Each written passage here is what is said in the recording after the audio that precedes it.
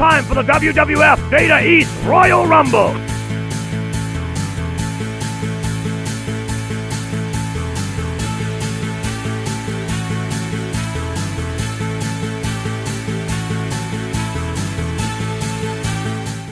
So one of the good things about this acquisition is that first and foremost, it was local, so I didn't have to drive like 10 hours away to pick it up or anything. The last 4 or 5 years, I've only seen this machine pop up locally twice. Missed out on the first time. Second time, definitely wasn't gonna let that happen, so I jumped on it as soon as it was posted. It was a very fair price. The guy definitely took care of the machine. If you follow my channel, you know typically I like to buy things that are used and abused, restore, revitalize them. It's kind of nice not have to do a whole ton of work to this, but I still have done a little bit, mainly just cosmetic things that are, you know, a little more akin to my personal taste.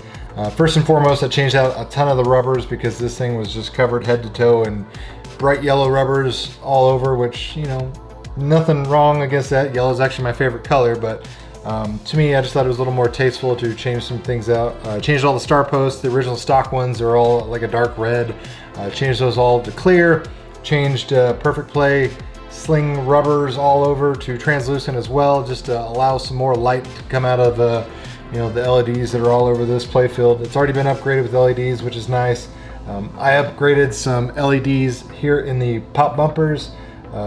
Just had normal red LED bulbs, but I changed those out with ring lights.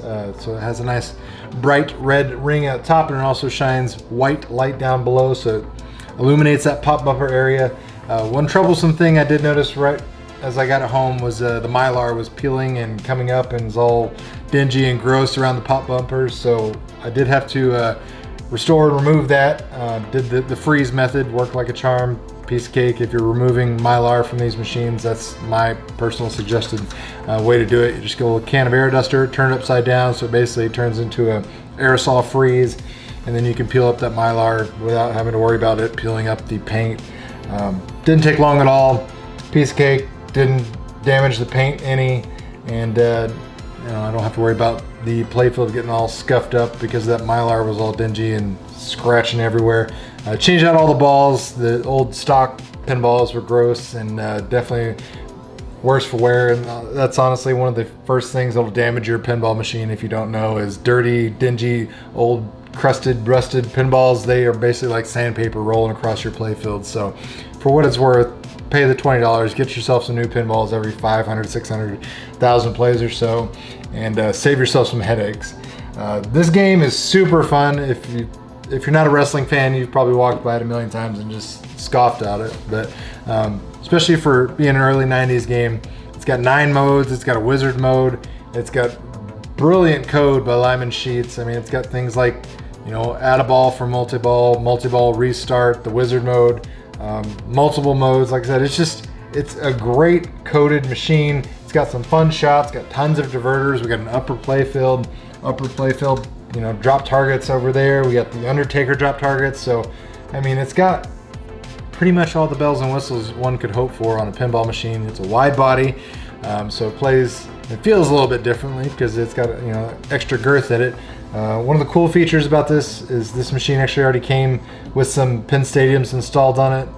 Me, normally I don't necessarily care about pin stadiums with all their added features. This is an older set, but I like it on this machine because it helps illuminate things. Like I said, I already changed out the star posts and the plastics and the rubbers to translucent type stuff so I can get more light on the playfield. So having those pin stadiums, you know, brighten up the playfield is great. Condition of the playfield was exceptional, especially around these 2 scoops, these older machines, especially being 30 years old. Things like Jurassic Park, you'll see in Addams Family, those scoop holes just being chewed up for 30 years of use and abuse. As old as this machine is, and I'm sure as much as it's been played, I was actually super impressed with how well the extra ball and the little start mode scoops have, you know, survived the test of time. Went ahead and already ordered some Cliffy protectors that I'll install, but Cliffy's so backlogged right now, it'll probably be, you know, 3 months before I get those. Another thing gameplay wise I did was I changed out the rubbers here on the main middle ramp. I had some super thick ones that may or may not have been what the OEM described and, you know, suggested at the time, but they actually make much more thinner profile ones. and I put those on there. They're blue instead of yellow. One thing it does do is allow for that scoop shot that is right next to that middle ramp to be much more accessible and just easier to hit, which I think is a godsend. But overall, I'm super happy with this. Like I said, just, you know, little cosmetic touch-ups here and there, changing rubbers to different colors and different sizes, and, you know, the star post, tweaking some things, changing the Mylar. One thing I had to do was there was a light out on the upper playfield, and I had to take and disassemble the entire upper playfield, and I was already kind of doing that when I was shopping the machine out, but that was the biggest pain in the butt I can possibly I can't explain how annoying that is as far as a design flaw. Like, literally to change a single bulb on there is like an hour-long job, because you have to take apart so many things to get that upper playfield off the machine. So glad I did it, but I'm glad I'll never have to do it again, because it's absolutely a nightmare. Another great thing, we got color DMD. I think these are a must for any pinball machine, especially of this era, but it already came with one. Looks great.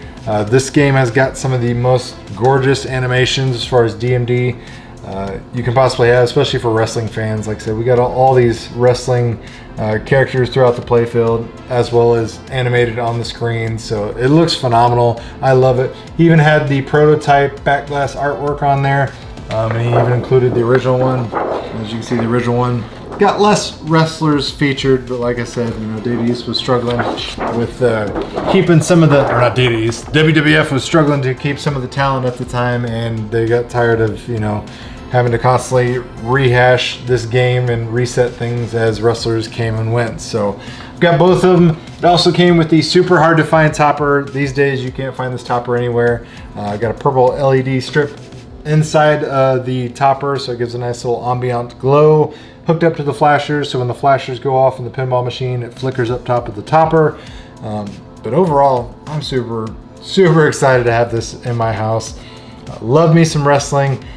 Even got a Pinsound board, installed it recently, so now I have the actual authentic music for all these wrestlers, and their theme song is no longer the, you know, the MIDI sounding 90s computer, which whoever did the sound files on this originally, they did a great job. The music, you know, the digitized music they did sounds great, but I really prefer having that Pinsound board installed now and having the actual authentic music.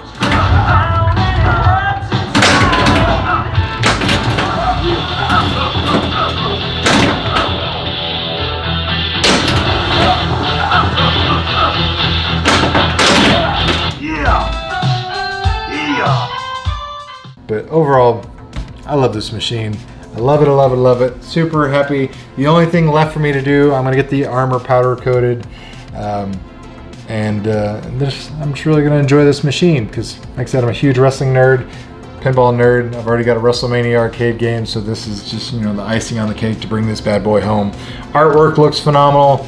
They took really good care of it. Like I said, I'm pleased as punch to not have to spend 3.5 weeks restoring this machine. I just get to play it and flip around and just enjoy some pinballs and enjoy some, you know, 90s era classic wrestling, especially in this era with all these superstars. I mean, this was wrestling at its finest, and this was my childhood. I was like 9 years old when, you know, this game came out and when these people were in their heyday. So it's a nice tip of the cap, and it's a nice throwback to yesteryears, and I'm just really glad I have it. So if you've ever played this machine, let me know your thoughts in the comments down below. If you enjoyed this content, hit that like button, share this video with your friends if you found the information helpful. And as always, thanks for watching, guys. It really means a lot.